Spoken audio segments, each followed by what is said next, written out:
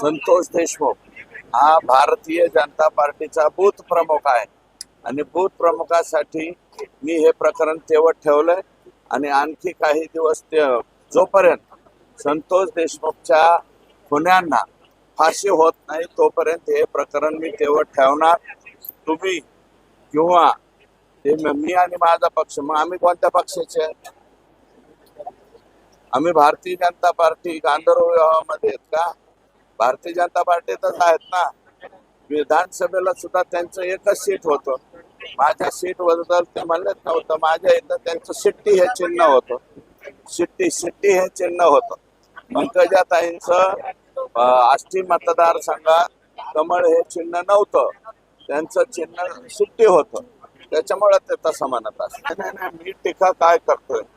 संतोष देशमुख सारखं अतिशय भयानक प्रकरण घडलेलं असताना त्या स्वतः संतोष देशमुखच्या घरी भेटायला गेल्या नाही.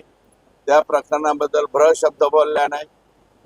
धनंजय मुंडेंच्या वरती एवढे आरोप होत होते, त्याच्यामध्ये त्या बोलल्या नाही. ज्यावेळेस धनंजय मुंडेंचं मंत्रिपद गेलं त्याच्यानंतर ते म्हणतात उशीर झाला, मग ह्याला म्हणजे शपथच द्यायला नको होती, आमकं तमकं. कधी पद गेल्यावर? जोपर्यंत ते पदावर होते तोपर्यंत तुम्ही एक शब्द बोलले नाही. आम्ही मात्र ते पदावर होते तरी त्यांना या पदावरून हटवावं अशा प्रकारची मागणी त्या ठिकाणी करत होतो. चुकीची काय मागणी होती? कोणाकडे बळावली?